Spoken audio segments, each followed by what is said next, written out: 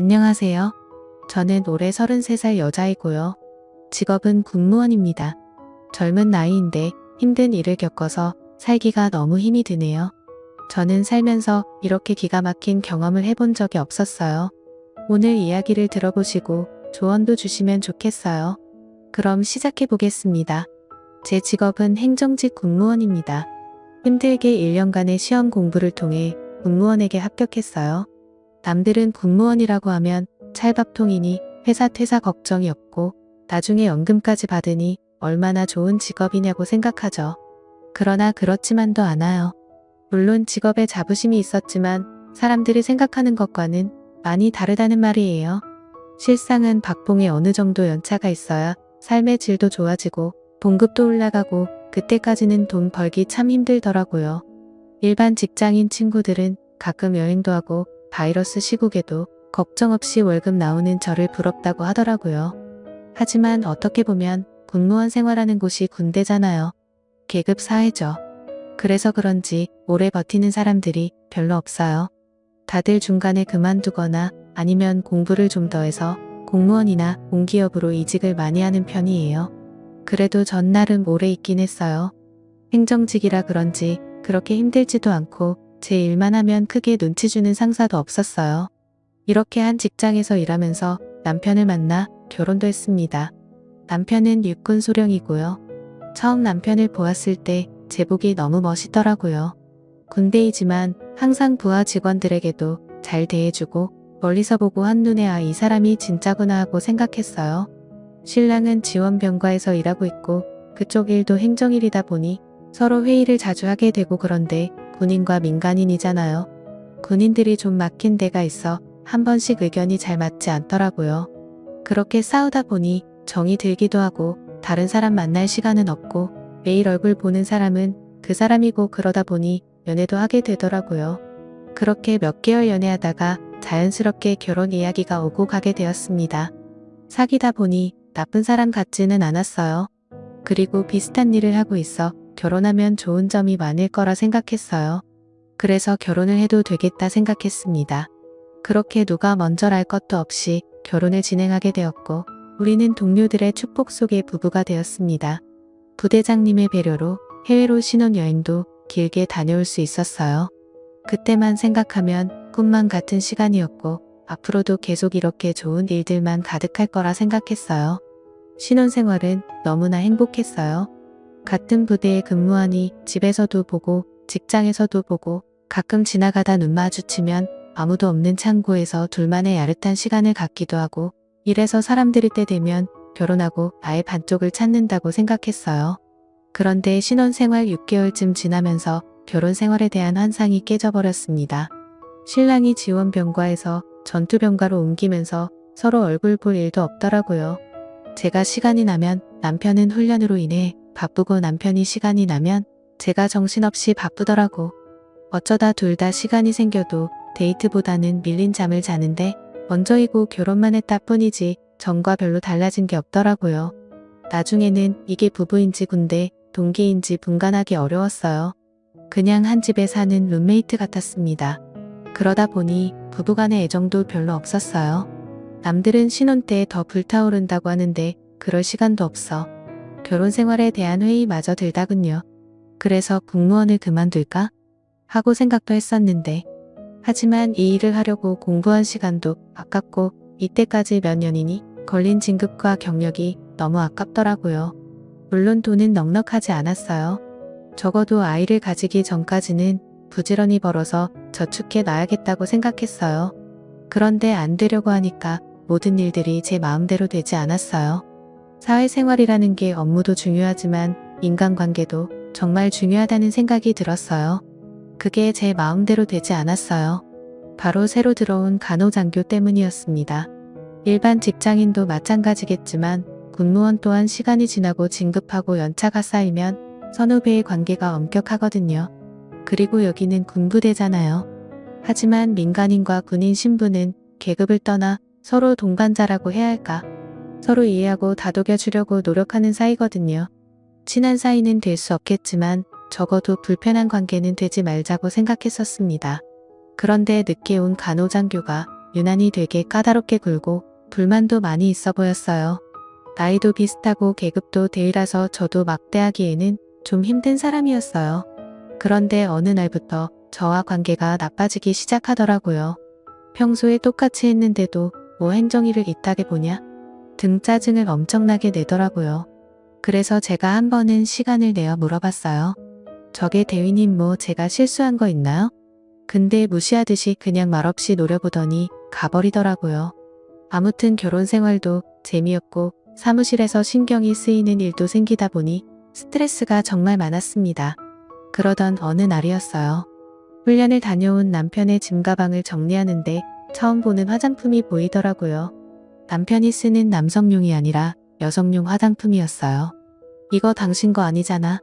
어디서 났어? 그랬더니 남편은 그거 화장품 다 떨어져서 새로 샀어 라고 겁니다. 그래 그런데 이거 가벼운데 새 것 아니야? 아 올라 쏟아져나 보지. 뭐 그렇게 꼬칫꼬칫 해물어 화를 내는 남편을 보니 저도 더 묻기가 싫어지더군요.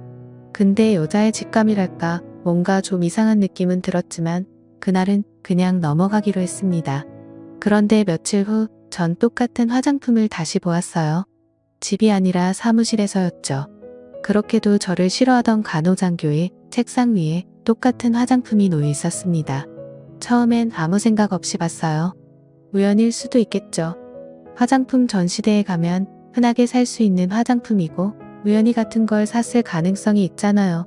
그렇게 생각하고 넘어가려고 했습니다. 그런데 머릿속에서 그 생각이 지워지지 않더라고요. 자꾸만 뭔가 쌓은 기분이 들었어요. 그때부터 저는 그 두 사람을 유심히 살펴보기로 했습니다. 회사에서는 간호장교의 행동을 주시하고 집에서는 남편을 능히 살펴보았죠.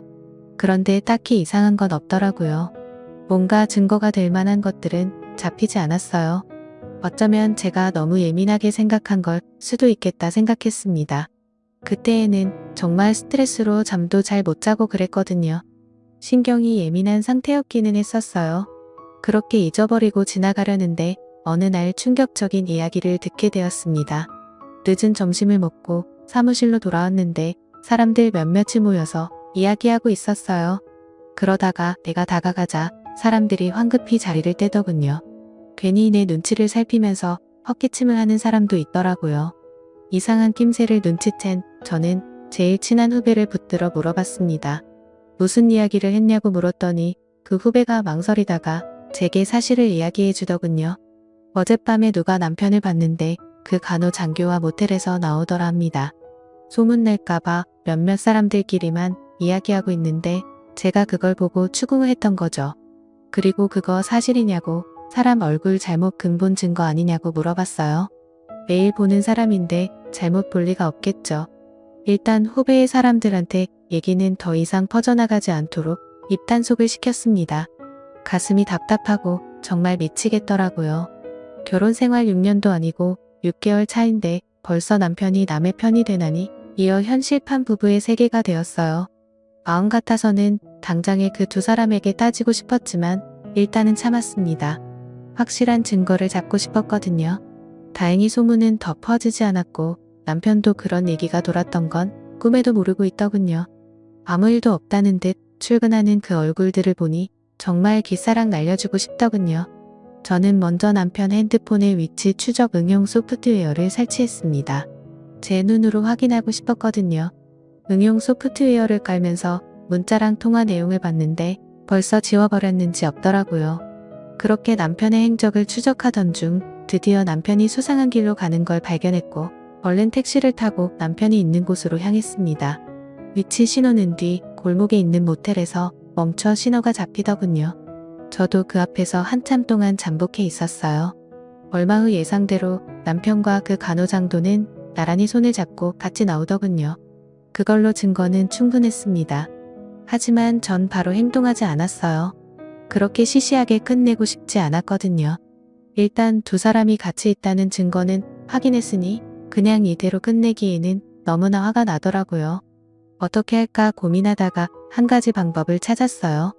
일단 사무실에 연차를 내고 친구들과 일주일 정도 제주도 여행을 갔다고 남편에게 허락받았어요. 그 전에 저는 집에 몰래 카메라를 설치했습니다. 핸드폰으로 집안 상태를 볼 수 있는 카메라였어요. 고화질의 소리도 녹음되는 기종으로 샀습니다. 물론 남편은 모르게 숨겨두었죠. 어차피 남편은 집안일에 관심이 없어서 그런 사소한 변화는 눈치도 없었거든요. 남편 성격상 일주일 동안 집을 비우게 되면 틀림없이 그 간호장교를 불러들일 거라고 생각했어요. 그리고 그 예상은 적중했습니다. 오래 걸리지도 않더군요. 제가 집을 비우자마자 간호장교가 들어오더군요. 그리고는 더 이상 말하지 않아도 알겠죠. 어떻게 신혼부부 집에서 그럴 생각을 했는지. 남편도 남편이지만 그 간호장교 정말 뻔뻔하더라고요. 그렇게 녹화된 영상은 모두 저장해 두었어요. 제주도 여행에서 집으로 왔을 때 아무 일 없다는 듯 생활했습니다. 얼굴만 봐도 토가 나올 것 같았어요. 그리고 드디어 폭탄을 터뜨릴 날이 밝았습니다. 월요일 오전 행정직원과 관련된 사람들과의 미팅 시간.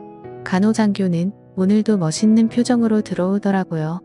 그래, 그 표정 얼마나 오래 가나 보자 하고 생각하니 웃음이 나왔어요. 드디어 회의 시작. 노트북에 연결된 영상을 보는 순간 회의에 모인 모든 사람이 깜짝 놀랐어요.